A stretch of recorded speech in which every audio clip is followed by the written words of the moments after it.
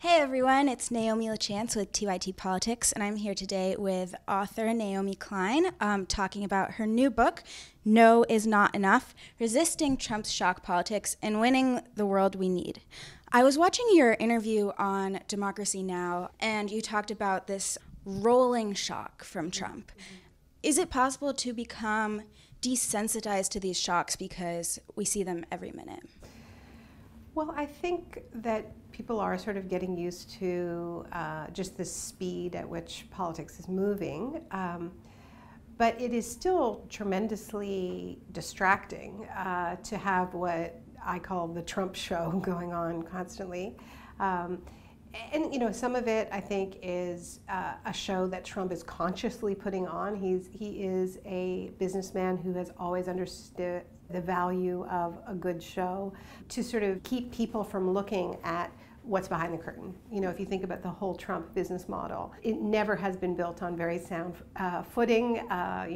He leaves a trail of bankruptcies behind him, many unhappy people. And he's always dealt with his own business failings by kind of upping the ante of the Trump show, and really was saved from bankruptcy by The Apprentice. His business empire was not in good shape when he got that reality TV show, but that massively increased the value of his brand. So I think Trump understands the value of this, and then there's all kinds of shocking events that are being foisted upon Trump that I don't think he is planning by any means.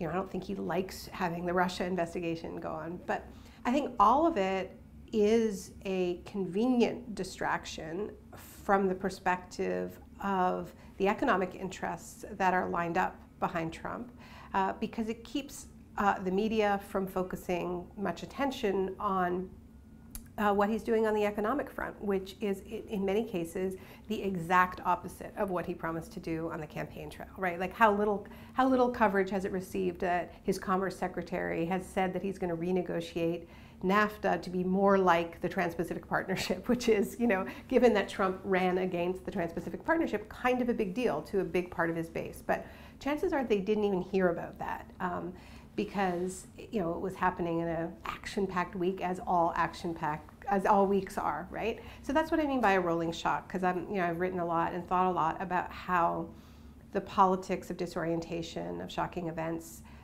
have been very convenient to pushing through a pro-corporate agenda. Trump's show, the Trump show, is a different kind of shock doctrine than what I've written about in the past, because it isn't, you know, one big shocking event unless you count the election of Donald Trump as said events. Mm-hmm.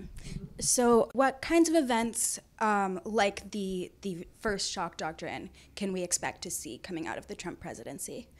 Right, so what I think is important to understand is that as shocking as many of the events of the Trump presidency have been, what we haven't seen is what this administration would do, an administration that is openly admiring of authoritarian regimes the world over, what they would do if they had a major external shock to exploit. And I want to be clear that I'm not saying, you know, they're planning this in a back room somewhere. I mean, they may be, I don't know, but that's, you know, what I think is that the policies that they are introducing in broad daylight, no back rooms required, make big shocks more likely, right? I mean, they're in the midst of rolling back Dodd-Frank, which is the piece of legislation, inadequate as it was, that was supposed to prevent another 2008-like financial crisis. They are rolling back all kinds of regulations that make industrial accidents like the Deepwater Horizon disaster more likely. And they are antagonizing the world on many fronts in ways that I think it's fair to say make terrorist attacks more likely, much as it pains me to say that. But you know, we know that ISIS reportedly celebrated the Muslim travel ban as a blessed ban because it would help their recruitment, because it reinforces a helpful narrative for them that the U.S. is at war with Islam. So the question I'm trying to focus on, you know, in this book and elsewhere is, you know, we need to be prepared for how this administration would take advantage of a Manchester-like terrorist attack. You know, I hope it doesn't happen. I dearly hope it doesn't happen. Or a 2008 financial crisis, right? Trump has promised. So let's start with the with the economics, right?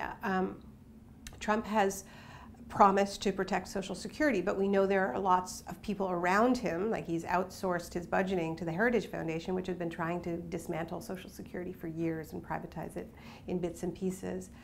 So if there were a financial crisis, that would be useful for saying, well, we have no choice. Like we have to attack so-called entitlements, take away unions, the public sector unions' right to bargain collectively. We know they're interested in what Scott Walker did in Wisconsin because there was a meeting between Scott Walker and Mike Pence about this very subject, according to Scott Walker. We know that Betsy DeVos would like to privatize the U.S. school system through vouchers and charters. This is what her entire career has been about. What I wrote about in the shock doctrine is that in the aftermath of Hurricane Katrina, that shock was used to turn New Orleans into the most privatized school system in the United States. So we need to be ready for this. And then if there were a Manchester-like event in the United States, what I think we should expect is the declaration of a state of emergency that would put perhaps severe restrictions on protests. And I say this, having been in Paris in 2015, just a few days after those horrific terrorist attacks that killed 200 people. There were coordinated attacks in cafes and one at a football stadium, restaurants. And the French government, then at the time a socialist government of François Hollande, declared a state of emergency and banned outdoor political gatherings of more than 5 people. So I think it isn't fear-mongering to say, like, we need a strategy for what happens in the United States, because if that could happen in France under a socialist government in a country with a very, very deep tradition of disruptive strikes and much more of a kind of tolerance for that level of disruption, then I think we should fully expect Trump and Pence and Bannon and Sessions to be quite willing to do more. And I would add that state of emergency is actually still on the books in France. It's still in place. They can invoke those protest bans whenever they want. What can everyday Americans do to prepare themselves for this? So I think the first thing that we need to do is just understand the tactic, because then it's less shocking. I mean, this whole strategy is about playing on people's fear, so think about the way people responded to the Muslim travel ban, right? They flooded out of their homes, they went to airports, incredible, acts of solidarity and courage. Precisely that type of protest would be declared very likely a threat to national security, right? Anything at an airport, anything blocking a road. So I've reported on places where this has happened in the midst of both economic crises, where there's like looting, like in Argentina in 2001, in Spain after terrorist attacks in 2004, I believe it was 2004 or 5, in Madrid. And what happened is that people just flooded the streets anyway, and that really is the only thing that I've ever seen work. When governments are trying to exploit a shock to suspend the Constitution. I mean, Erdogan has done this. This is like a pattern. Is just defiance and strength in numbers. So it's really important that it not be left to the most vulnerable communities, to immigrant communities, to Black Lives Matter protesters who are already very much in the crosshairs of this administration. They've been very open about this. Jeff Sessions has been open about it. Trump himself has been open about it. So what works is numbers, like hundreds of thousands of people. It is because in a situation like this, what it does is it gives license to extreme state repression. It seems like the Democratic Party has just been so critical of leftists, a new movement, Bernie supporters. What do you have to say to these people who were, inspired by Bernie and being told that they're just, basically like hearing lies said about them? To be honest, I feel like maybe too much energy is spent kind of warring with establishment Democrats who are going to do what they're going to do, I think the great lesson of what we just saw in the UK with Corbyn's campaign is that ideas can win. Corbyn put out a bold policy platform, free public education, a different trade policy, fully funding the NHS, questioning the whole paradigm of the war on terror. It spoke to people, it spoke to people's better selves. It excited people. It made them want to be part of that process. It didn't need the sort of perfectly charismatic politician.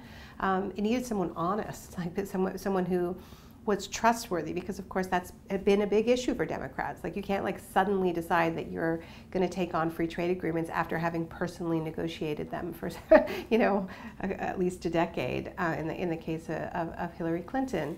So it has to be a trusted messenger, and the ideas have to hold out the promise of tangibly improving people's lives. There has to be a real offer.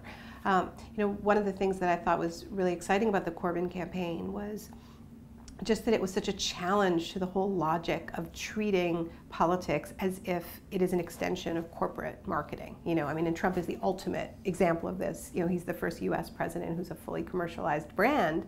But you hear, some, establishment Democrats talking about, well, maybe we should run Oprah, or maybe we should, have Mark Zuckerberg save the day. Like, we need our super brand and our billionaire, And then you look at what Corbyn did, and his everything about him challenges the logic of branding. They used all kinds of fantastic, memes and had great communications, but ultimately it was about the ideas, and it was not about this one charismatic figure. And it shows that kind. I think maybe the corporate messaging applied to politics has run its course, and there's something that feels really refreshing now after all these decades of this, for ideas to matter again. So I don't think that the Center for American Progress is going to suddenly see the light on this.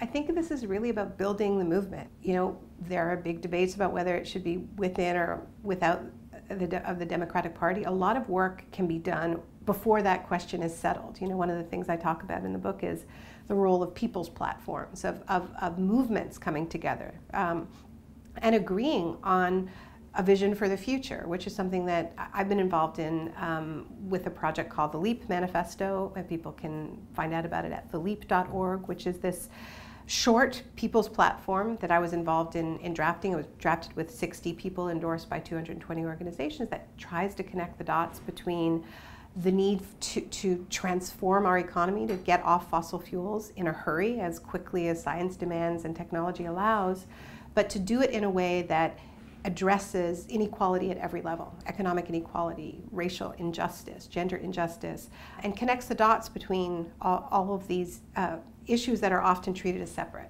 right? And so, the Vision for Black Lives, the policy platform that came out of the Movement for Black Lives, is a similar type of people's platform. And, I think before the electoral strategy is settled, and let's be honest, it's not settled. I was at the People Summit, and I'm no clearer on what it is. It was a great gathering, though, that captured the progressive energy out there. And so I think this next stage is really about being clear on what world we want, what are the policies to get us there, and then whoever the party is and whoever the politician is needs to follow the lead from below. Well, Naomi Klein, thank you so much for being with us today. My last question for you is about the Trump brand, and you've talked about this, but how do you see it playing into Trump's presidency and his leadership decisions? I think it plays into his leadership decisions because I think the whole idea for running for president in the first place was as a marketing stunt that ended up working. I think that surprised Trump as much as everybody else at a certain point. And I think it explains why a lot of traditional tactics of confronting Trump don't work, because he represents a shift in the corporate world. The reason why there's never been a president who was a commercial brand before is that this whole business model is relatively new. It emerged in the 1990s, the idea that you could sell an idea, a lifestyle that wasn't really about the products. You would just project your brand onto as many products as possible. That's the business Trump is in, that's the business Ivanka is in. That's why their products are all made by other people, by other companies in a web of contract factories around the world, often under abhorrent conditions. So the idea that Trump is selling is an idea that is entirely amoral. right? The idea behind Trump is power through wealth. That's the promise that he's been selling, and it's a seductive promise the more powerless people feel. The problem is every time you catch Trump cheating, every time you catch him lying, every time you catch him being awful to somebody, it just confirms his power. It just confirms that he's the guy who gets away with it and can do whatever he wants and has the ultimate freedom because he's so rich. And so, you know, the only thing that really hurts his brand is presenting him as a puppet instead of a boss, and that's why he gets so agitated with the President Bannon memes, or you know, the President Putin memes, or whatever it is. You know, I think going after his brand, actively making him less rich by, you know, say going after the developers that are buying the Trump name for many millions of dollars because they think it will help them sell condos, or you know, help them sell units in a Trump tower somewhere. You know, that may very well not be true, right? I mean, it can turn into a liability, and I think there are a lot of people working on that strategy. That definitely gets Trump's attention, because that gets, you know, he's made this decision that he's not going to divest. He's not going to stop making money. So I think that creates opportunities, but ultimately, the way you fight the Trump brand is with a better product.